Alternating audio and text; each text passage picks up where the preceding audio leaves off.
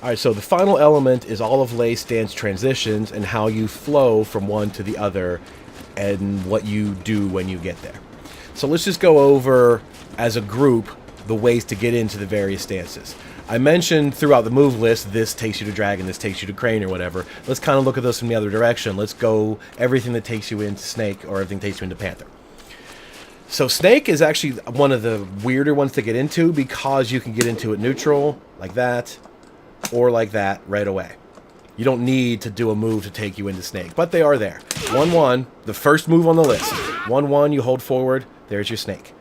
You can get it from down 4 by holding down. You get it that way. I mentioned this is way better than doing the down 4-4. Down 4-4 kind of sucks. It's launch punishable.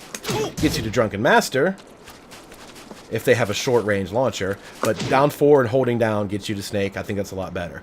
Down back 4, holding down also gets you to Snake and the knockdown that way.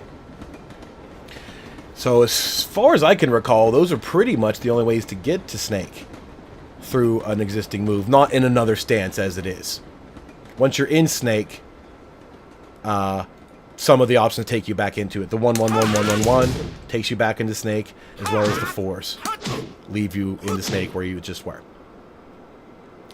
So Snake transitions, not a lot of them. The jab-jab strings, and then the 2 low kicks. Transitions into Dragon. There is back 2 by holding forward. There is sidestep 1 by holding up or down. Either way, doesn't matter. Doesn't matter which way you sidestep. Doesn't matter which way you hold up or down. You get to Dragon stance that way. As well as the Snake 2-2 sequence. If you're already in Snake, both of the first 2 hits of that by holding forward will also take you into Dragon. I think that's all I could think of for all of that. Panther is also kind of on the rare side. There's not a lot that takes you into Panther at all. It used to be almost none until they did this one. Forward 1+2 used to take you into Crane. Now it takes you into Panther by just holding forward. That gets you into Panther that way.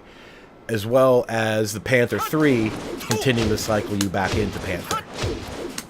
And the other way to get there is through the rest of the Snake string. The third hit, 2-2-2, takes you to Panther. First 2 to Dragon, third hit to Panther. But that's the risky one. You got to be careful with that one. I can't think of any other ways to go directly into Panther. Nothing really comes to my mind out of that. It's kind of the one that you only get to via the lows. So let's move on to, what's next? Tiger. Let's do Tiger. You can get into Tiger via sidestep 1, holding forward instead, like that. Down forward 1+2 and hold forward. This is one of the good ones because there's almost no delay in the transition. He's right there. Tiger stance. Boom. And you can also get to it from Dragon options. You can do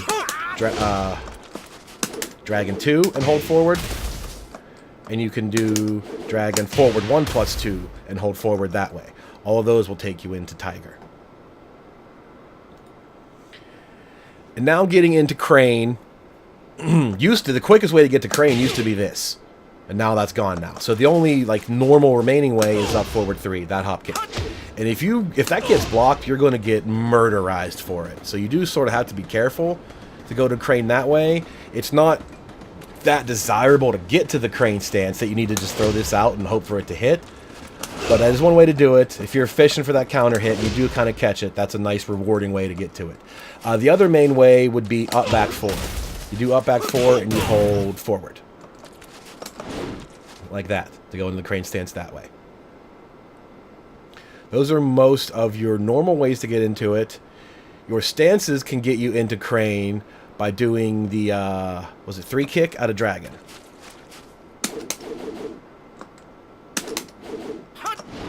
Yeah, that little sweeping low kick and hold forward, you can go into Crane that way. And if you're in Crane, you can stay in Crane by doing sequences of up, forward, 4. That's the only way to stay into that stance. But that is also it, I believe, for Crane. They took away the other one that I used to know. Oh, yeah, you can cancel this. Forward, forward, 4, 3+4. If you do the second hit and then keep holding 4, you'll cancel and end up in the Crane that way. So I think that's about it for ways to get into the 5 gates form via other moves, as well as to each other. Crane is the end of it. Tiger's the end that you really want to. Crane's not a big deal. Focus on Tiger. Dragon has the most options to move you between stances. It can get you to either one of them, as well as the Wolf Strike combo, which lets you go back to Dragon if you wanted to from there.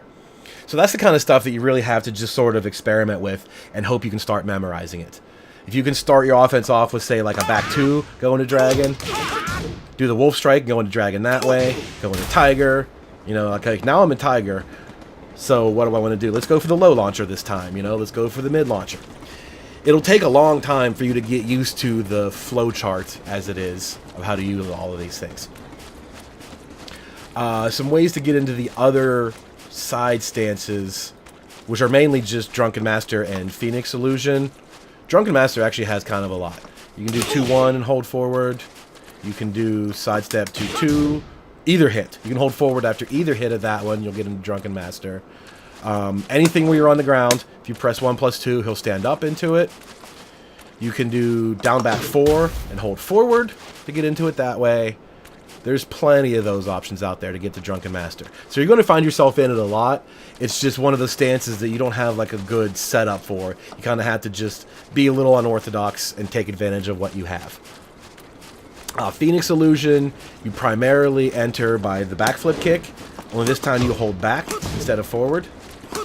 Damn it, stop, turn around. Turn around! That way. Up back 4 and hold back to go into Phoenix, or 3 and hold back. Those are your primary ways to get into that stance. The only other way would be the ballroom dance. Full crouch, down forward, 2-1-4. Automatically leaves you into Phoenix Illusion that way. So that's it for those other stances. The rest would be how to go into grounded states. And there's a ton of those. Just a ton. Things like 4-4, 3-3. All those leave you in various grounded states. Holding down after this leaves you into that. You can do clean sweep, 4-3. Keep doing it and keep returning to sidewind like this. There are lots of ways to things that end up on the ground. Even from back turned. You can do this, fall to the ground that way, 1+2-2. Lots of those things. Falling tree leaves you in play dead, feet away, all that stuff. That's pretty much most of them that I could think of. I think you can do... Can you do Drunken Master and fall down from that one? No, you can't. You can only do it out of the Phoenix version of it. Phoenix lets you fall down that way if you do the one attack. The one the movie took away used to be able to do it from that. You can fall down into sidewind that way off of it. So, mastery of those is what's the most important key to Lei. You have to know what move is going to take you where and what you want to do when you get there. So some things to remember are what go-to move takes you in the stance that you want. Well, first of all, I guess you determine what stance you want. Do I want to play out of Snake a lot, which is just kind of like a pokier hit and run? You know, if I'm in Snake, I can just hit him with some of these and go back into Snake and fake it up. Do you want to base your offense out of Snake, or do you want to get toward Tiger as often as you can and use the hard mix-up that way, the low launcher or the mid launcher? So I guess that really depends on reading out your opponent. If they're going to be super aggressive, you might want to just kind of like stick to some Snake stuff. Pop, pop, pop, sidestep them. You know what I mean? Go for your transitions to abuse their aggressiveness. Use the auto parry by pressing forward out of Tiger, the punch parry that it has. You know, use stuff like that against them. So have the game plan in mind. You know, I want to go for hard mix-up against this guy. How do I get to Tiger? So you might want to just, you know, kind of play your neutral game and start doing a lot of sidestep ones. If they start getting keen to that, you do your sidestep one and just go Dragon instead and do that throw. You know, stuff like that. So the hardest part to me, honestly, I can remember those, the 5-form gates, the 5-gate form transitions. It's the down on the ground stuff that really confuses me because there's basically 8 of those. When I do a move, like I know this is going to leave me on the ground. It takes me a minute to think about what grounded position am I going to be. So that's why I mentioned think about it in terms of patterns. Whenever you're on the ground, your 3 is always going to be a low like that. It could be a slightly different kind of low. You know, this is one low. Play Deads is a different low, but they still kind of work the same way. You know what I mean? Or if you're in Drunken, you do this. recognizing that is sidewind, feet towards. That's the clean sweep one. You can do this. I recognize that just out of years of experience, you know, starting to Tekken 3. Realize I can just do this over and over again, and they get keen to the mid. I'll just, you know, hit him with the low instead. So I recognize those, but by and large, like the rest of them, like this one, it takes me a minute to realize what stance I'm going to get up in. Okay, so that is play dead, feet away, and I have this. So you really have to practice and learn those, the sequence, what moves leave you into what grounded position, and what you can do to there. And again, the patterns help. 3 is usually a weird spinning low like this. 3 plus 4 is usually a double hit mid kick like that. Whereas play deads, 3 plus 4 is sitting snake instead. But they're similar in those regards. Most 4s are just a basic get up 4 kick.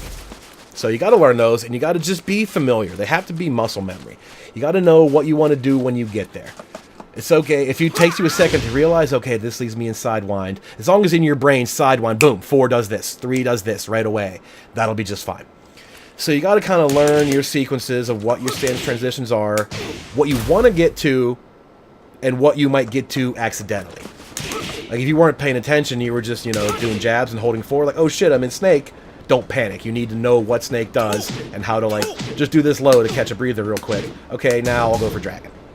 Now I'll go for tiger, you know? I'll go for the mid launcher, etc. Whatever it might be.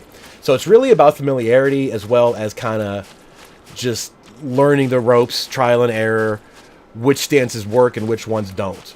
And as well as which stances you're comfortable with, the ones you like getting into. Because if you like hitting people with that crane low, you're going to find more creative ways to get into it. So it's about being comfortable, and it's about having the memory. So I think that sums it up. The transitions are kind of, you know, the synapses that tie all the memories together, basically. You have all these moves, but you need to be able to move between all of them and relate the moves together. And that's how all these stance transitions kind of make the character into fully flowing, do whatever you want to do, keep the options varied, keep flipping around the ground, much like Ling or Eddie.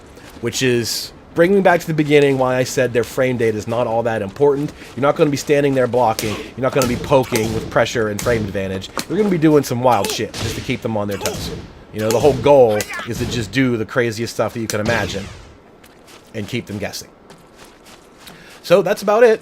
Like I said, in the description, I'll have either notes or a Google Doc, maybe both, of written versions of these, so you can look at it and see the patterns. You can look at it and see, oh, this goes to snake, this goes to crane, and help to learn that way.